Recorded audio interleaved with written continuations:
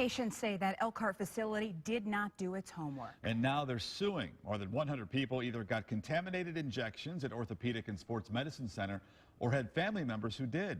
WSBT's Kelli Stopczynski has the story. These patients say there were red flags about the Massachusetts company that made the steroids before OSMC injected them in patients. It's been nearly 18 months since news broke about that contaminated batch that killed dozens and infected more than 700 people across the country.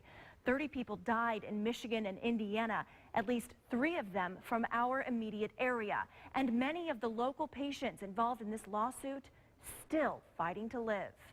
I want to get better, and I don't think after almost 2 years of this now that I'm gonna get better. Dawn Elliott got her first steroid shot in July 2012 to help ease back pain. 3 shots later, the pain got worse. I was having a really hard time walking, and I was just in constant pain, and I kept on feeling like these explosions going up in my. They didn't hurt, but they were like a hot thing that would start in the bottom of my spine and travel up to my head. By September, she'd had a total of 5 injections, but no idea it was making her sick. All hell broke loose in my neck. I was screaming and screaming and screaming, and I begged to die. I just begged to die. All I could think of is just wanting to be out of pain. Then OSMC told her her injections were contaminated. At first, I thought of them as just a victim in this too, but they didn't do their homework. Our doctors didn't do anything wrong with the actual injections that were done.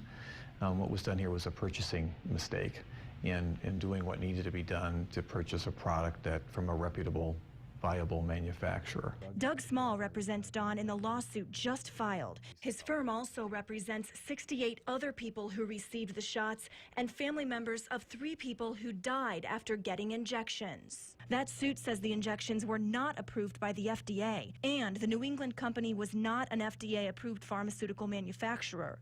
It also claims OSMC should have known the New England company broke the law by selling the drugs in bulk without specific patient prescriptions. It didn't have to happen, and so that's kind of the bottom line.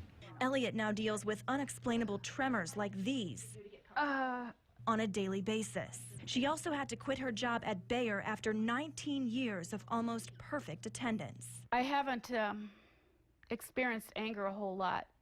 I've had to focus more on getting better.